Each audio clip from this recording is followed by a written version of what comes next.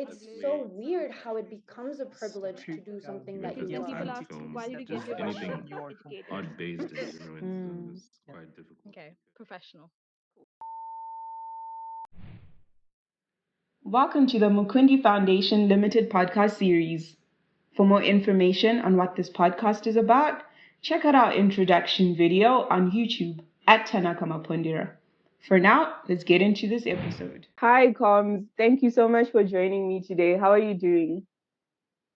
I'm doing good. Thanks for inviting me. How are you? I'm doing great. Thank you. Please do go ahead and introduce yourself briefly and tell us about what you do. Yeah. I'm Koms or Komal Jain from Bangalore, India. Um, I have an academic background of exhibition and spatial design, and since the past 3 years of my professional life, I've been working at the intersection of science, culture, and arts. So, how Mm-hmm. they all influence each other is where I'm most interested in. Um, Currently, my works have been in understanding um, the sexual and gender biases or like the correlationship of that between science and culture. Yeah. Okay, that's very interesting. If you don't mind, please do share with Mhm. us your journey from high school, even from before then, to where you are now. I would really love for the audience to go on this journey with us and understand how you got to where you are now. Yeah, yeah. So I am from a migrant community in India. So my family from grandfather's generation moved from Rajasthan to Karnataka before Mm-hmm. like having a set of other work-based migrations around. So since then, family has been settled in South India. So growing up has been a weird mix of like Rajasthan and Karnataka cultures and Maharashtra because my mom is from there. Mm-hmm. So I come from an extremely patriarchal and conservative community, and that means that uh, growing up, like the woman that they expect you to embody is of a specific kind. So education might not be one of the important, I don't know, goals that somebody from my background should have. Mm-hmm. But things are slowly changing. But there's like a hint of bias over there.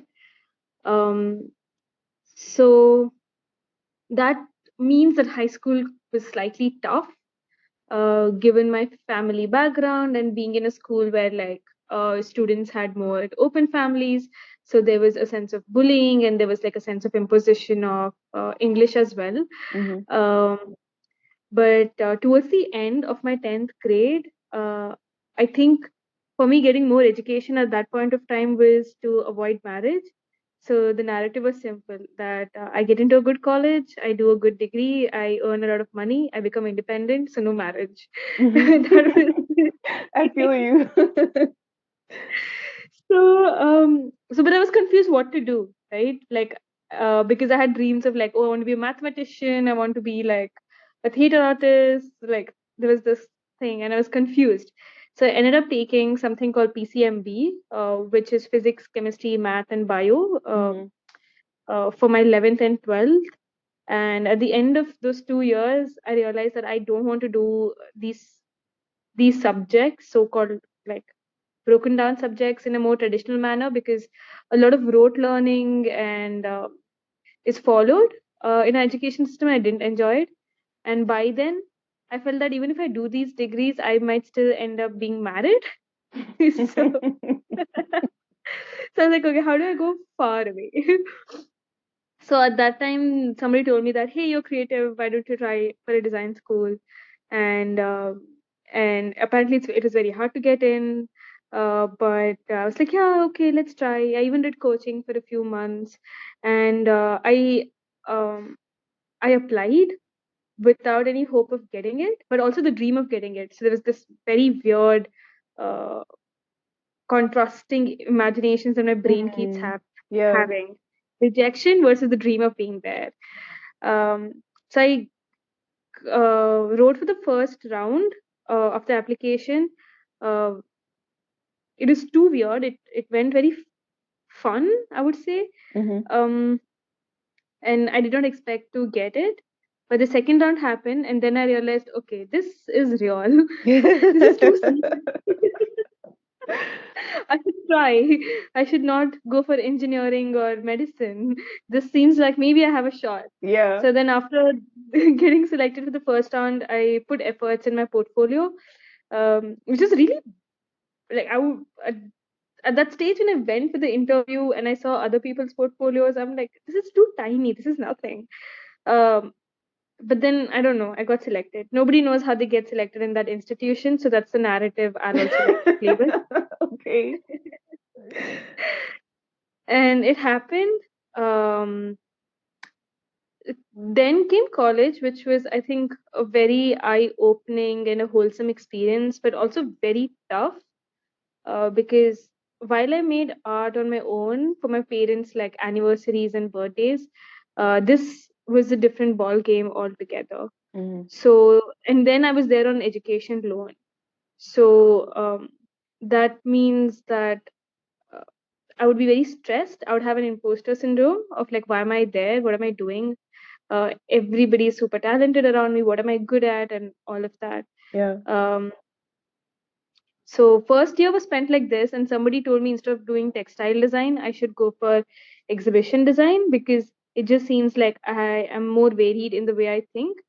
And then towards the end of that year, I thought, okay, I need to take the weirdest discipline so I don't have to work at home and nobody understands. And by the virtue of being able to travel a lot, I can avoid marriage. Yes. This, if my parents listen to this, they're gonna be so sad. So with that, I took exhibition design, and that was fun. I had a great bunch of like batchmates. We all worked together, learned a lot. I also experienced like the education I got in those 4 years was drastically different than what I'd received the entire time before that. And my interest in science also like started coming back. Um, so like fast forward 3 years, I ended up doing my graduation project designing a thematic learning center for children. Just because at that point of time the contrast in education was very visible to me, and I wanted to do something in that field. Um, so the theme under which I designed was light inside. It was very hectic. Um, the project was very hectic because I designed and produced it in 6 months, the entire space. So there's also this thing with every project I do, a sense of over ambition. So my parents say that I make my life difficult purposefully. So I was like, no, I just don't want to design it. I don't want it to end up at renders. I want to execute it. Yeah. So every project ends up being something like that. It's fun. I don't know how else to do things, but it makes my parents like a little sad because then I'm constantly struggling with each project and like with setting the bar higher and higher because nothing is good enough. You have to go like one step further. I get And that. so I Yeah. graduated. Yeah. So then I graduated and pandemic began. So I was interning at a place called Science Gallery Bengaluru, which converted into full time during the pandemic. Um, so that time, like I I was struggling with a lot of mental health issues.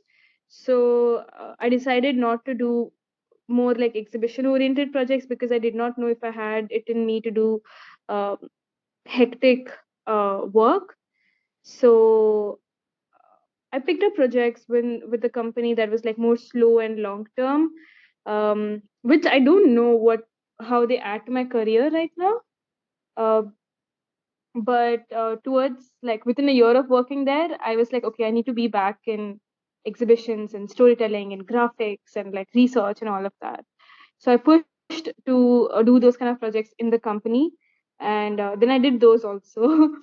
um, So that work was very hectic. I think one of the challenges of the past 3 years was really, how do I say, how workplace dynamics work, like, and how, like, in general everybody's like playing a specific game and trying to like outdo each other. And I'm sure there are workplaces that are not like this, but like, and how leaders sort of like control things, and like if you have a central work structure, what that does. So those were some of the struggles there. Then again, like increasing pay. I mean, again, I can't speak for other places, but in India, people love underpaying other people. So getting the most work out of other people. So that's a constant narrative that I've like seen and like happening. So that was yet another challenge Okay. to do while having an education loan on the side that you have to repay. And pandemic was tough for my family in terms of like me being the sole earning member for a while, for 1.5 years, um, until my brother started his PhD.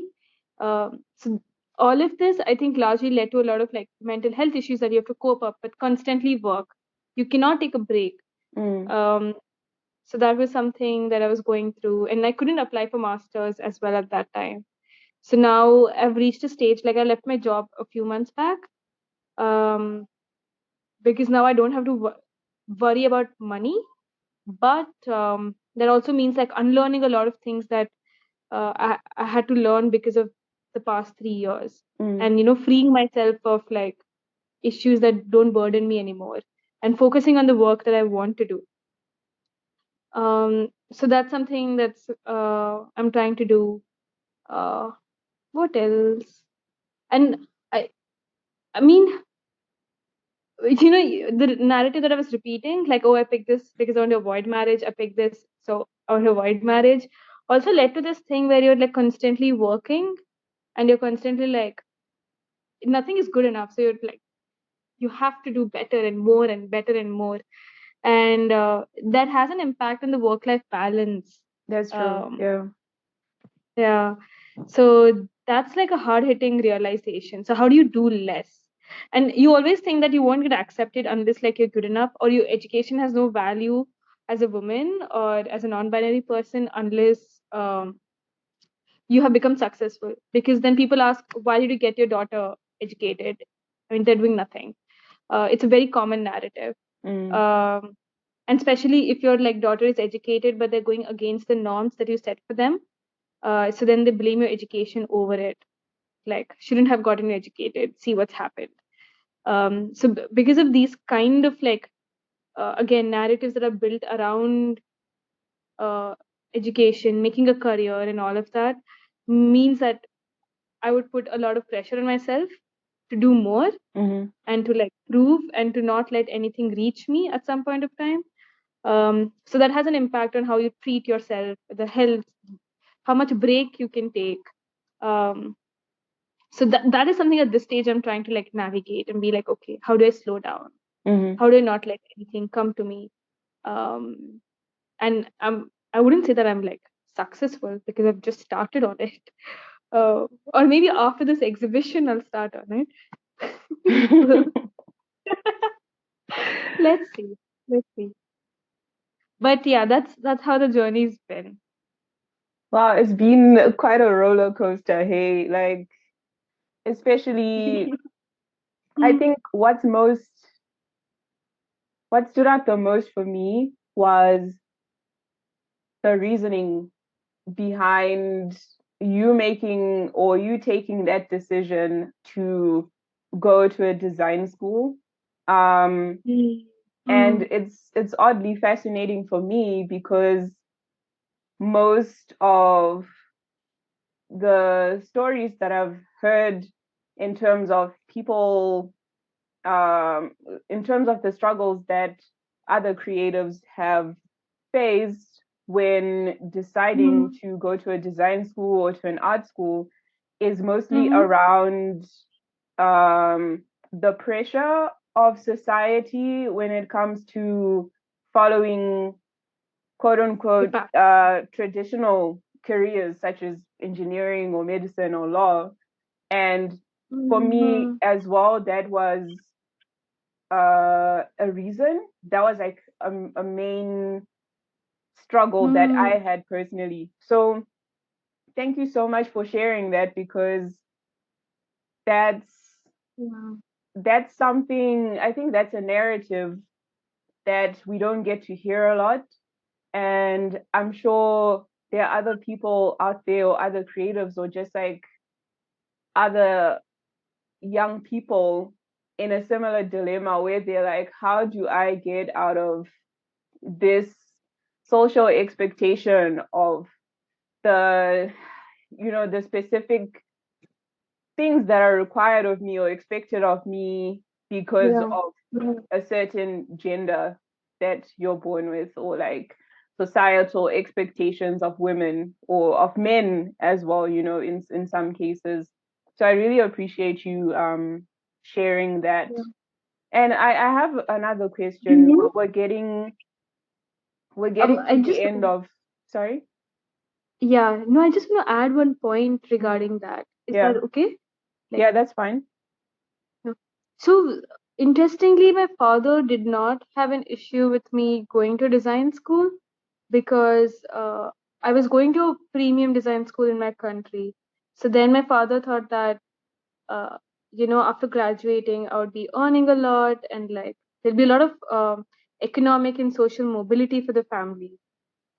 If I had gone to a local design school, there would have been a struggle. Mm-hmm. Plus, in India, uh, a lot of like again, this is very gender stereotypical gender based system where a lot of women take up interior design or fashion design disciplines. It's become very common, and that has become a very strong mean to earn money, right, and form Mm-hmm. your own career which you can do at home. So after completing 1 year of my design school, that's something my father thought I would do, that I would do textile design so I could Okay. have a career being at home. And and that's the reason I did not take up that discipline. Because that meant marriage. Exactly, Yeah, exactly. yeah. So I didn't have that struggle because I was lucky enough to study in a design school that had a lot of uh, name and legacy in the country. Mm-hmm. So that could be used by my parents to say how proud they are of me. Uh, that's what happened differently in my case. Okay. Yeah. And before we get to the end of the episode, I have two more questions. So the first Yes, yes. question is, how do you feel now that you are in a position where the pressure of making money isn't really a Hmm. major factor in influencing your decisions anymore, and now you get to do what you really want? Oh, that's a tricky question. Um, so I'm still repaying my loan, but there's like Mm-hmm. very little amount left, Mm-hmm. which I'm able to manage. So on one end, it's freeing to not think about money, but on the other end, whether we like it or not, money is the means to be independent. That's true. It controls most of the narratives in the world. Whether I want to go abroad and live, visa application is expensive. Whether I want to like move from one city to another or have my own home. Mm-hmm. So in that sense, uh, it's still something that's always on the back of my mind, to be able to earn and have enough that I can take the decisions I want to, and nobody can control me. So for me, money is very important in that matter. So while the past 2 months I've like really, slowed down, I'm not taking the pressure of earning because of a current exhibition that I'm working on. Mm-hmm. I know as soon as it gets over, I will like think about these things and I will take actions, because loan is one thing. Having money to not let anyone control you is another thing. So for me, True. that's very important. Um, and but there's one thing that's happened in the past few years, especially in the case of my family, is that this constant resistance with them, right? And like trying to have your own agency has made it easier for my parents to accept a lot of my decisions. Though there is conflict, but it's the kind where we recognize each other's spaces and like how we want to do things. Um, so that way, I'm really not worrying about marriage. I think I should state it. Thank you so much, Komal, for that. And now for the last question. Is there anything you would like to say or any kind of advice you would like to give to someone who might be listening right now and is going through something similar to what you went through at the stage they are in or they are at in life right now? Yeah, yeah.